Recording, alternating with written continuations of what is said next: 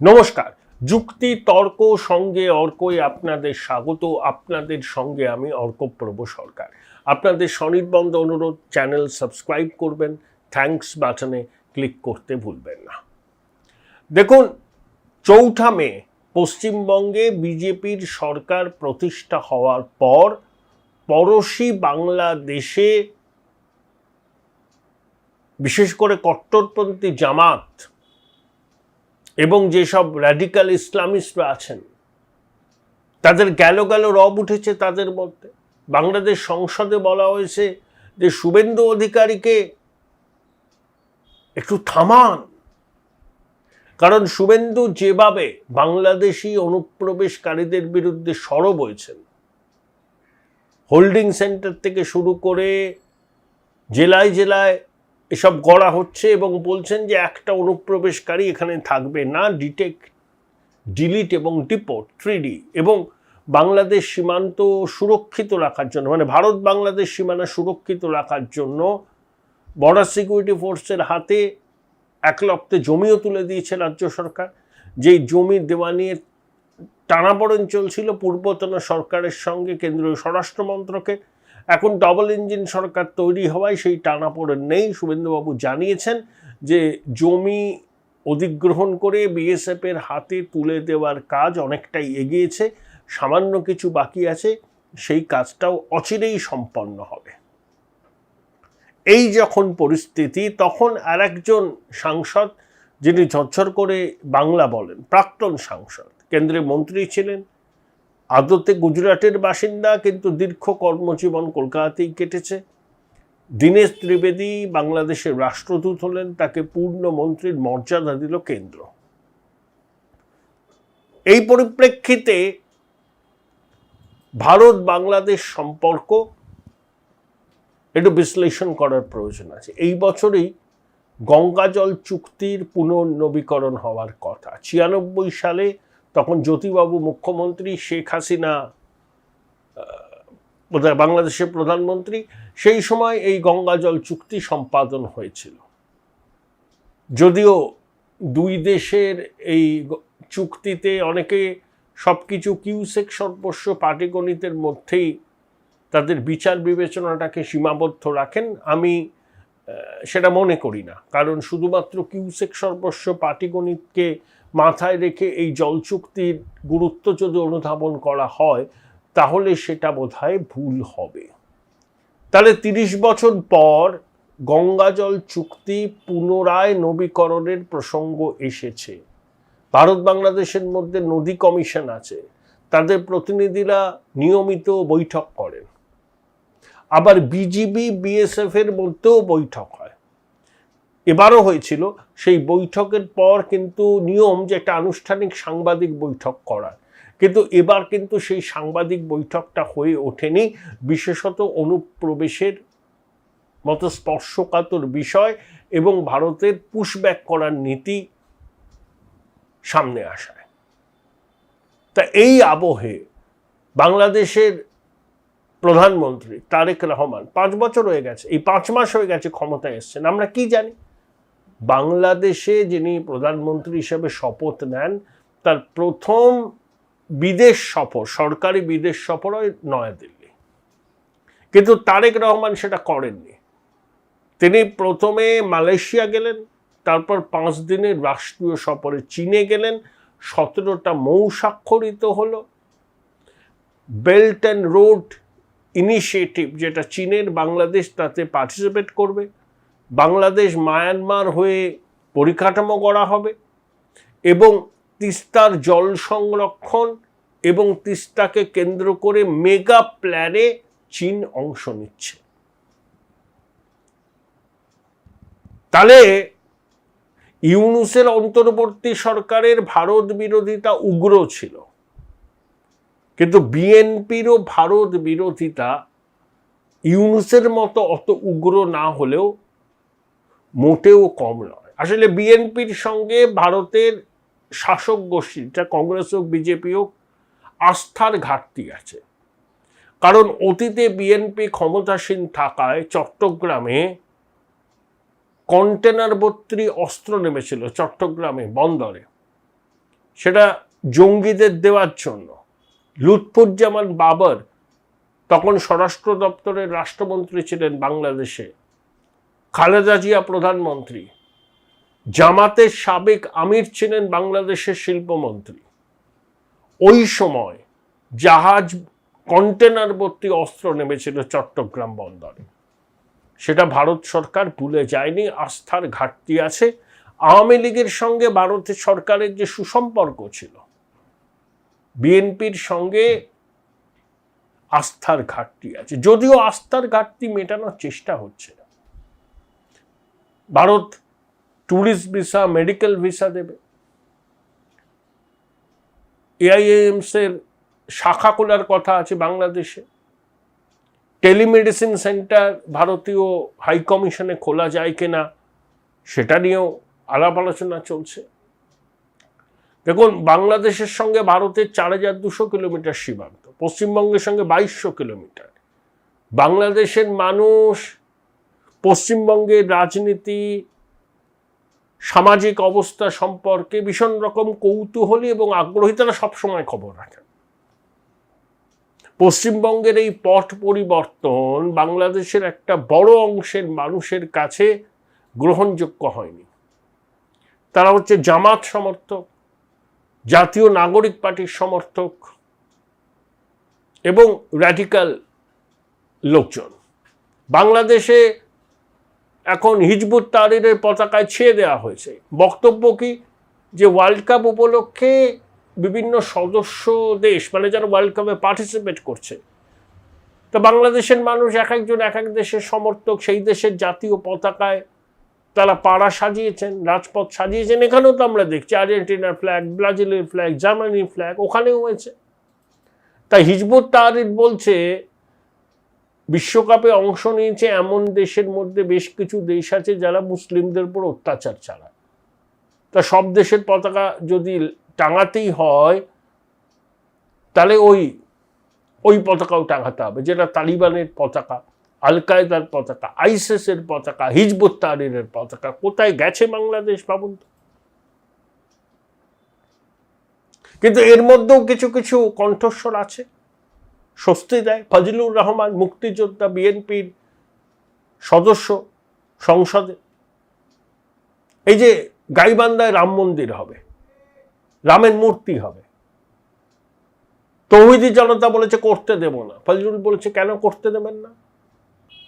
রামের যদি 30 ফুট মূর্তি হয়, আপনিও 26 তলা মসজিদ করুন না। সবাইকে নিয়ে থাকতে হবে তো। হিন্দুরা যদি রামের মূর্তি করে পুজো করে, আপনার অসুবিধা হচ্ছে কেন? গা জ্বলছে কেন? আপনি মসজিদ বানান, অত উঁচু মসজিদ বানান। তা না করে আপনি ধর্ম ব্যবসা করছেন। এই ধর্ম ব্যবসায়ীরা বাংলাদেশে ভীষণ সক্রিয়। ভারত বিরোধী জিগির, হিন্দু বিরোধী জিগির এরা প্রায়শই তোলে এবং সবসময় বাংলাদেশের মানুষকে এরা উস্কায় ভারতের বিরুদ্ধে, হিন্দুদের বিরুদ্ধে। বাংলাদেশে যা কিছু খারাপ হচ্ছে তার দায় হিন্দুদের। এই অংশটাই এথনিক ক্লিনজিং এর পক্ষপাতী। 71 সালে বাংলাদেশ যখন স্বাধীন হয়েছিল তখন তাদের জনসংখ্যা 23% ছিল হিন্দু, এখন কমতে কমতে 8%-এর নিচে এসেছে। এটা বাস্তব। আমাদের এখানকার সেকু মাকুরা এইসব কথা বলবে না, কিন্তু আমরা বলবো। তারা তোষণবাজ, তারা ভোট চায়, ভোট।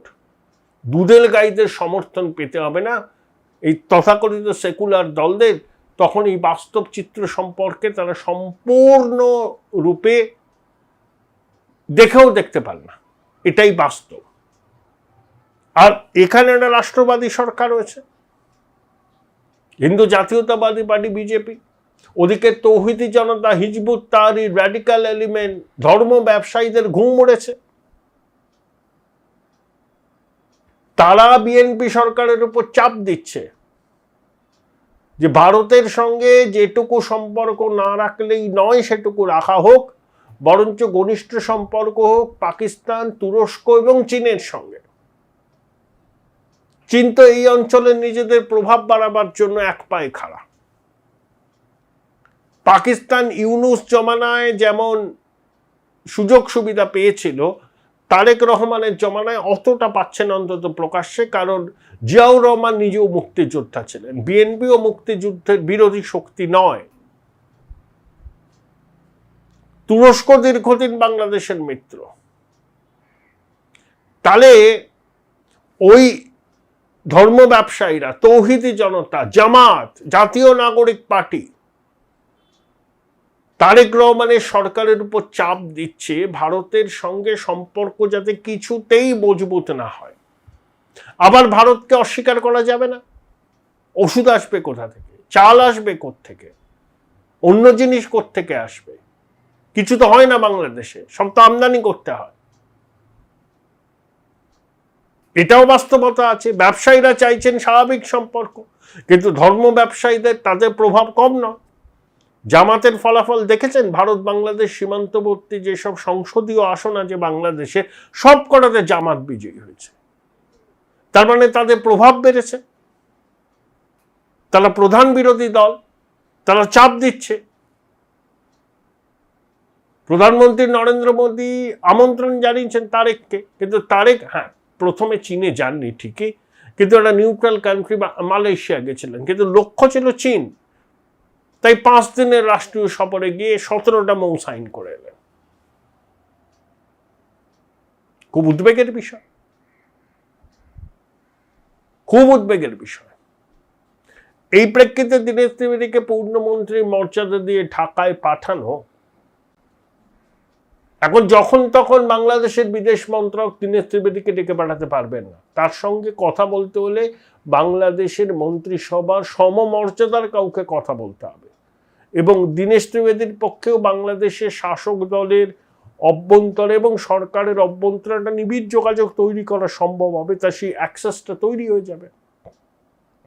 আর তিনি প্রধানমন্ত্রী মোদীর অত্যন্ত আস্থাভাজন, অর্থাৎ তিনি যা বলবেন, যা বার্তা দেবেন, সেটা প্রধানমন্ত্রীর বার্তা হিসাবেই বিবেচিত হবে। খুব গুরুত্বপূর্ণ একটা জায়গায় দাঁড়িয়ে আছে ভারত বাংলাদেশ সম্পর্ক, এবং বিশেষ করে পশ্চিমবঙ্গে বিজেপি ক্ষমতায় আসার পর বাংলাদেশে ধর্ম ব্যবসায়ী, তৌহিদি জনতার সত্যি কম উঠেছে। তারা ক্রমাগত ভারত বিরোধী জিগির উস্কানি দিচ্ছেন, বাংলাদেশের সাধারণ মানুষকে খেপিয়ে তোলার চেষ্টা করছেন এবং সরকারের উপর চাপ দিচ্ছেন যাতে সরকার ভারতের সঙ্গে কোনো সদর্থক আলোচনার রাস্তায় না যায়। এই যে জাহিদুর রহমান বলে তারেক রহমান একজন উপদেষ্টা, জুলাই আগস্ট অভ্যুত্থানের সময় তার একটা ইউটিউব চ্যানেল আছে জাহিদ টেক, ভারতবাদী এই চ্যানেলটা এখন আর পাওয়া যায় না, ব্লক করা আছে। আমি তখন শুনতাম। তাহলে একটাই লক্ষ্য হচ্ছে নরেন্দ্র মোদীকে ডেমোনাইজ করা, ভারতকে আন্ডারমাইন করা, হিন্দু রাষ্ট্রবাদকে কারণে অকারণে কটাক্ষ করা, এবং তিনি একেবারে ঘোষিত ভারতপন্থী বিরোধী, ঘোষিত ভারত বিরোধী, ইউনূসের পাচাটা ছিলেন। তবে বিএনপির সমর্থক বলে আমার ভদ্রলোককে মনে হতো, তখনও মনে হতো। বারবার বলতেন যে নির্বাচনের মাধ্যমে বিএনপির মতো দল ক্ষমতায় আসলে বাংলাদেশের এই পরিস্থিতির পরিবর্তন হতে পারে। তা বিএনপি ক্ষমতায় আসার পর তাকে পদটা দেওয়া হয়েছে, প্রতিমন্ত্রীর মর্যাদা। কিন্তু এ লোকটা নরেন্দ্র মোদীকে যা তা বলেছে, তাকে আমরা রেড কার্পেট বিছিয়ে অভ্যর্থনা জানাবো কেন ভাই? কে হরিদাস আপনি? তাও আপনার কূটনৈতিক পাসপোর্ট ছিল না, সার্কের পাসপোর্ট নিয়ে এসছিলেন। এসব ছেড়ে দেওয়া হবে না, এসব এলিমেন্টকে ছেড়ে দেওয়ার প্রশ্নই নেই, সে যে সরকারের উপদেষ্টা বা প্রতিমন্ত্রী হন না কেন। তো এই হচ্ছে পরিস্থিতি। গঙ্গা চুক্তির পুনর্নবীকরণ কিভাবে হবে, কবে হবে বা আদৌ হবে কিনা, সেটা একেবারে আশুস বিষয়, আলোচনায় উঠে আসবে। তারেক রহমান নিশ্চয়ই ভারত সফর করবেন, কিন্তু যেটা আমরা জানি বাংলাদেশে কেউ ক্ষমতাসীন হলে তার ফার্স্ট ফরেন ডেস্টিনেশন হয় নতুন দিল্লি। এবার সেটা হয়নি, মালয়েশিয়া হয়ে চীন। হয়তো ধর্ম ব্যবসায়ী বা তৌহিদি জনতার চাপ না থাকলে তারেক প্রথমে দিল্লিতেই আসতেন, কিন্তু টিকে থাকার জন্য তারেক রহমানকে অনেক কম্প্রোমাইজ করতে হচ্ছে, এটা বাস্তব। আমরা আমাদের দিক থেকে সম্পর্ক স্বাভাবিক রাখার সব রকম চেষ্টা করছি। দীনেশ ত্রিবেদীকে রাষ্ট্রদূত করা এবং তাকে পূর্ণমন্ত্রীর মর্যাদা দেওয়া এই বার্তাটাই বহন করে, এবং একই সঙ্গে আমাদের অবস্থান খুব স্পষ্ট। কোনো অবৈধ অনুপ্রবেশকারীর ঠাঁই কিন্তু ভারতে নেই। ডিটেক্ট, ডিলিট অ্যান্ড ডিপোর্ট, এটাও চলতে থাকবে। ভারত কোনো ধর্মশালা নয়। ভাই ভাই, এটা মডেল না খাতা, আর কত ফটোগ্রাফি করবি? চুপ কর, সামনে মাধ্যমিক, নোট জোগাড় করে পড়তে হবে। কবে পড়বি ভাই? গ্যালারি তো নোটের লাইব্রেরি আর স্টোরেজে পিডিএফ এর ছড়াছড়ি। ধুর, কোনটা পড়বো কোনটা ছাড়বো কিছুই তো বুঝতে পারছি না। আরে তাহলে মৌলিক লাইব্রেরির বই পড়। ওদের সম্রাট এক্সক্লুসিভ সাজেশন বইগুলোতে পাবি সমস্ত গুরুত্বপূর্ণ এমসিকিউ, এসএকিউ ও বড় প্রশ্ন একেবারে উত্তর সহ। কমন পাবো তো? টপারদের জিজ্ঞেস কর। সম্রাট এক্সক্লুসিভ সাজেশন মাধ্যমিক, ভালো রেজাল্টের পাসওয়ার্ড। উচ্চ মাধ্যমিকের পর উজ্জ্বল ভবিষ্যৎ গড়তে NCHMCT পর্যটন দপ্তর, ভারত সরকারের hospitality and hotel management, Paschimbanga সরকারের মাকাউটের BBA BCA, fashion design, aviation tourism, culinary arts পড়ো SBI HM কলেজে। স্টুডেন্ট ক্রেডিট কার্ড ও ব্যাংক লোন পাবে SBI HM এ পড়লে। কোর্সের শেষে SBI HM দেশ ও বিদেশে চাকরির ব্যবস্থা করে থাকে।